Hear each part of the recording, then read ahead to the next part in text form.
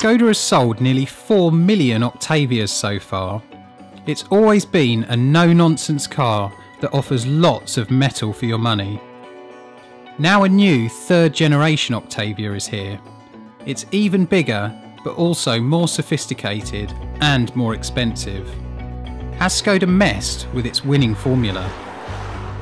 Now you probably know that Skoda is part of the giant Volkswagen group, and that underneath this new Octavia is actually the latest Mark 7 Volkswagen Golf.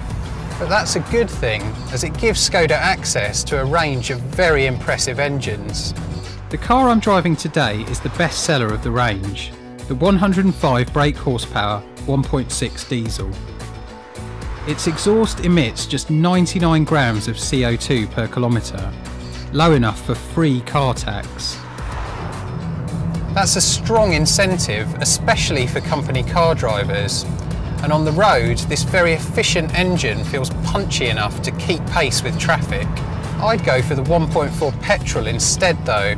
It's more powerful and more refined, and although fuel economy isn't as good, it's £850 cheaper to buy in the first place. Read our guide to choosing between petrol and diesel cars and use our free cost calculator to work out which is best for you. It might share its oily bits with the Golf, but the Octavia is much longer and much roomier inside. There's plenty of space for adults in the back, and the boot is huge. Its size distances it from Skoda's smaller Rapid hatchback and puts it on par with cars from the next class up, like the BMW 3 Series and Hyundai i40. Build quality wouldn't shame the likes of BMW either.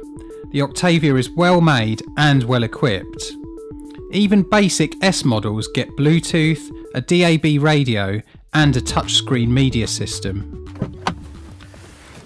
There are also loads of features that make this car easy to live with.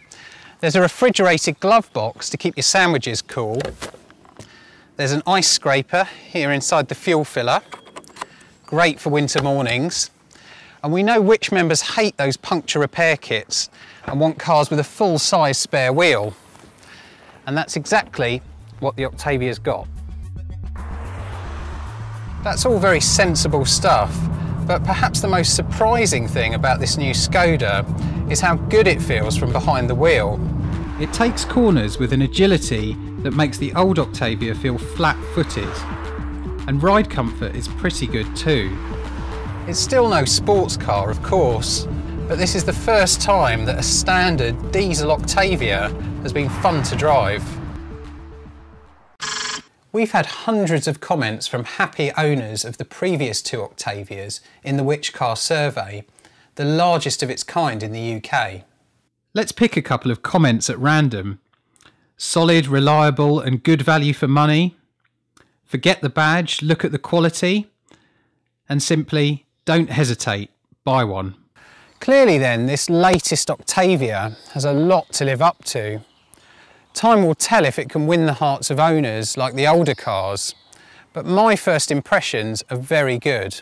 Yes, prices have gone up by about 10%, but it's still about £1,500 less than an equivalent Golf. For a car this spacious and sensible, that's still great value for money.